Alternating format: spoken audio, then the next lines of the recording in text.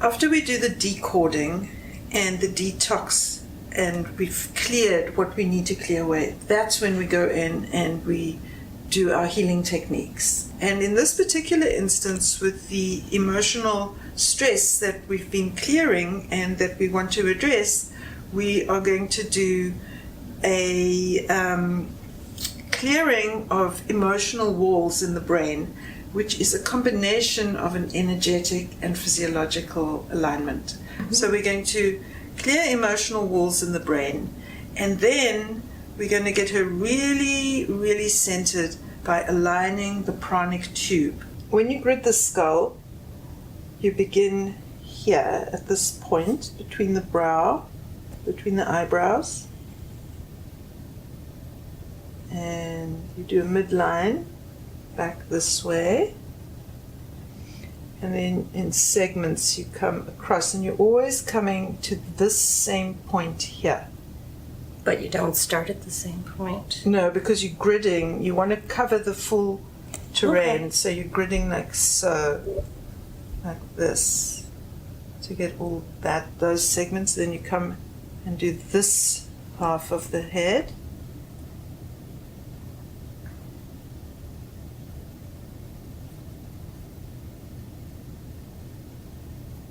Begin at the midline, draw your first grid line from between the eyebrows to the back of the head. Proceed with lengthwise lines, moving outwards, first to the right, then to the left, always drawing the line to the same point on the back of the head. And then you've got to go crossways, so you've got to find a way to go across. So I start here and go to the center line. But it's easier to do one side and go to the center line, like so. See how that works? Mm-hmm. Okay. So this is the first step of doing these grid lines and making sure that you do grid all parts of the brain. To draw the widthwise grid lines, begin on the right at the eyebrow and draw to the midline with a curved shape as required by the shape of the client's head. The curve will diminish as you proceed, as indicated. Your completed grid of the head will look like this. And then you want to go in and see where you need to scratch out thick areas. So I felt a little thick area here in the prefrontal lobe, so we'll scratch at that. And lots of clearing to do. This area is thick, so here's an area for you to come and feel. And so come step around this way.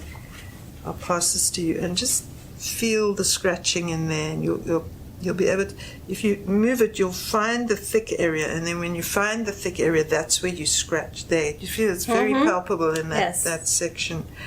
And when you're doing this, just pay attention to thick, thin feelings. Don't try and interpret, oh, this is such and such part of the brain. The brain is holistic, and it interacts with itself and all its own pieces, and it's more relevant to think in terms of whole brain thinking. I think clear that first and then see if you can pick up another thick area. I can see one there, but see what you pick up with the point. You see how it drags? Mm-hmm. You can actually feel the point get dragged down. Absolutely. By something. More on the left side. But yeah, you've definitely got something there.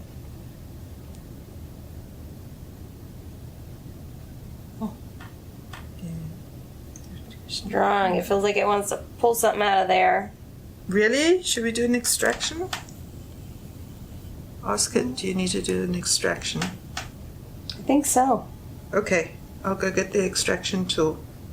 All right, just keep clearing and scratching. I'll go get the extraction tool.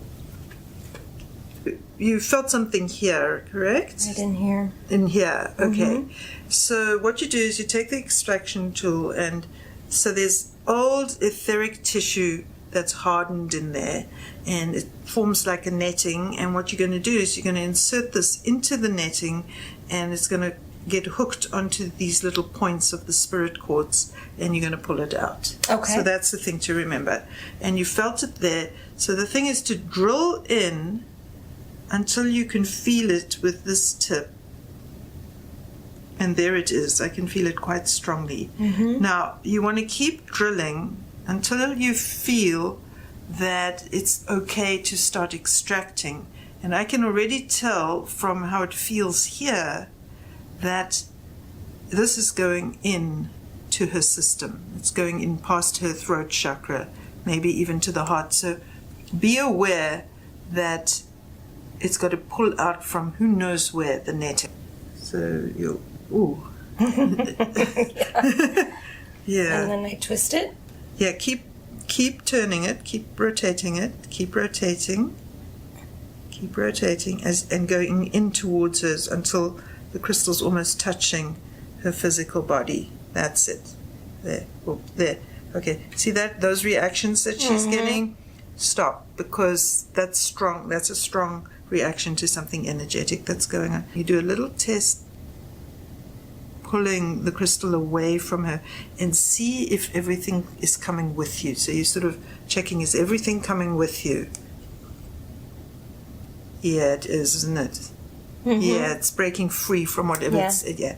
So now you keep turning, and you're turning, and you're turning, and you're turning, and you're drawing it away as you're turning, and then every now and again you glance there to make sure that the full netting is releasing out of where it's grown into and is coming with you. That's right. That's good. Excellent. Excellent. Pull, pull, pull. Bring it back out. Keep turning. That's it. That's nice. Very good. Right, now sweep the crystal away. That's it. Now empty into the bowl. Yeah, you got to, when it's netting, you sometimes have to pull it off because it will stick, it's hooked onto there. So you help it along like that and literally pull it off. After we've used the shungite pyramid to grid the skull and scratch out all the bits and pieces we want to scratch out, then we need to go over it again with a blast of white light. Okay. And this Vogel style crystal actually dissolves those black clouds and the fumes and this whatever's there, and it literally dissolving walls that are forming between the different parts of the brain and between the brain cell tissue. So you're going to literally give a white light blast with this instrument to dissolve all the black cloud that could have gathered in the brain. So I'm going to let you do this, so we'll switch positions. Start here, and you do a grid line, the center grid line down to this point. Correct. And then you start here, and again you come to this point. And then you start here, and you come to this point. Now the only thing is that you're not using your intention to blast white light yet. You're just learning how to use the point. So now you got to energize, because we're blasting white light into the brain. Good.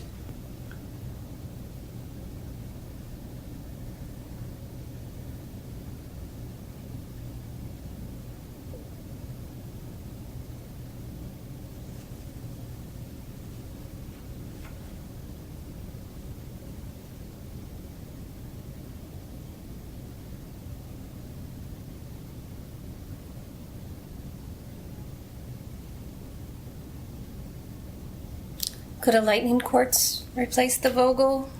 Yes, it can. The blast of white light comes from the size of the crystal. So that's why I like to use this very, very, very powerful Vogel style crystal. And I'm just pouring the white light in.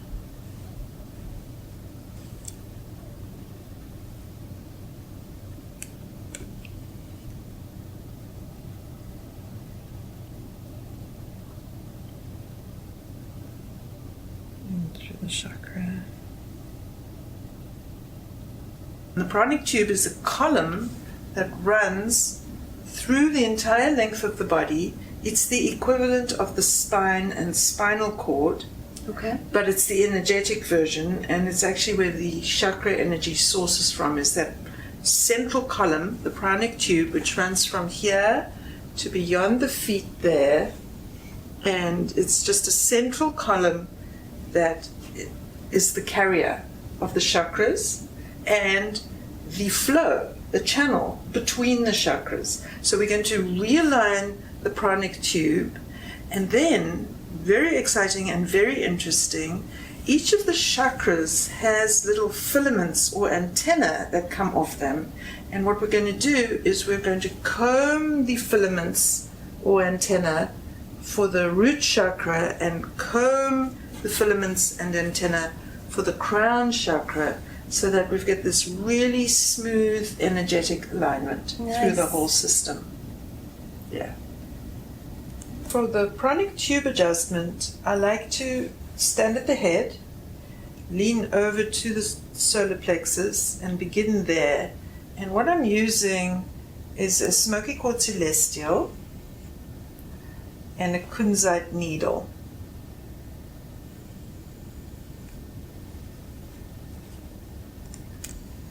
And I take the 2 points, and this is a V grid, and so the beam is coming through like that, and from this one the beam's coming like that, and where the two beams can work together and they pull on each side of the pranic tube to bring it into alignment. So I'm literally bringing the pranic tube into alignment here, like so.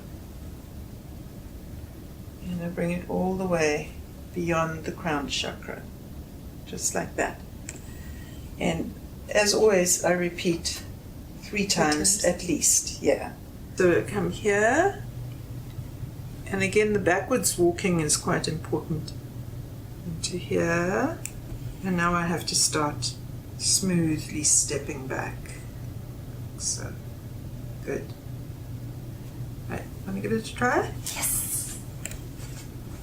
How do you know when to stop? Is it a feeling? It's a feeling, but 3 times usually does it. No. Yeah. Let your head lead. Yeah. Good. That's it. Good. Good. They're a little close together, but you're okay. Nice. Nice. See, it's quite hard to walk backwards. Yes. Isn't it? It's too far to try and reach from here like this. See, even me with my long arms, I can't reach that far. So I come up, and again, it's the backwards walking. So again, I start at the solar plexus. Mm-hmm. Right, and you see, I haven't got the points that close together as you had them.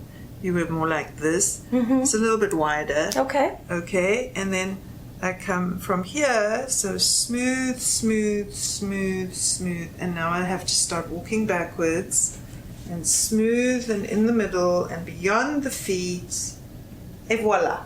All right, very nice. Okay, your turn.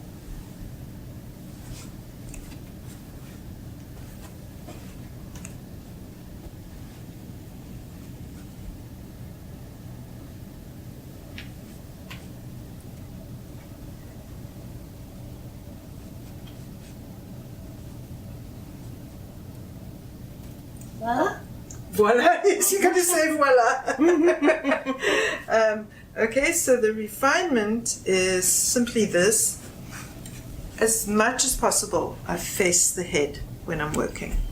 So I face Jamie's face and head, and I keep facing all the way through the procedure. Okay. It makes a big difference. If I'm like this and I start looking this way, she will be able to feel it. And so always holding the whole person in mind. And it's easier to hold the whole person in mind if you're seeing the whole person. Makes sense. Okay, one more go.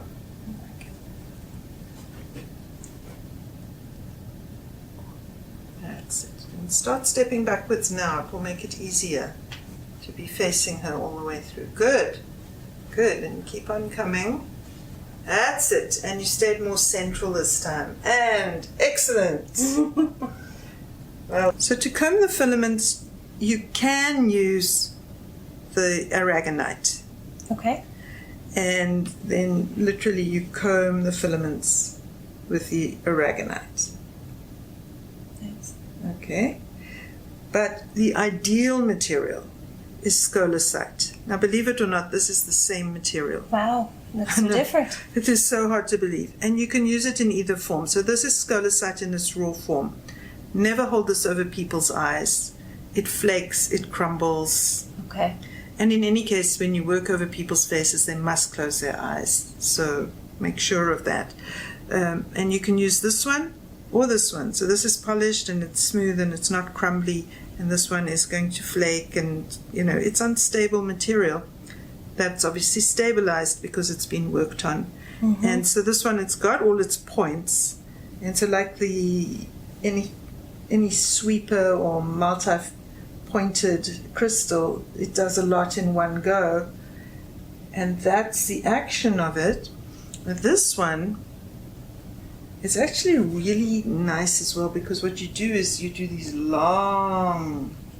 do these long, smooth combing movements. And this is nice too. I can't decide which one I prefer. So now I'm doing both. Yeah. You better try, see which one you like. Switch positions. And out and beyond the feet. Yeah, good.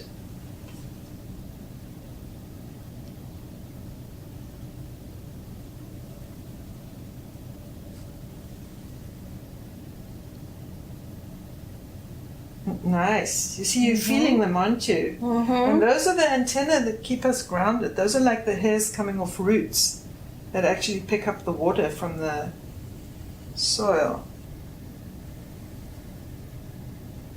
It's nice, isn't it? I like them both. Now we do the crown, same thing, and it's quite a long movement in this direction. We don't need to start at the solar plexus? No, we're just doing the filaments of the crown chakra. Okay, and the root? And the root chakra. And if you were to do other chakras, it's coming up this way. The antennae are coming up this way in this instance. Okay. And from the throat. But if you just do the crown and the root, it makes a huge difference, although she is enjoying this. Yeah. This is like stroking the kitty. Just, okay, all right, here we go, greedy guts. Okay, use that instrument here on the crown and see how it feels.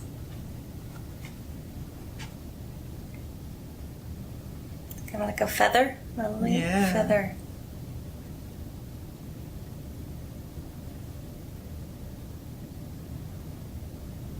That's right, exactly. I was going to say, make sure you balance from side to side. Excellent. Wow. Mm-hmm. Nice. See, she's smiling. Mm-hmm.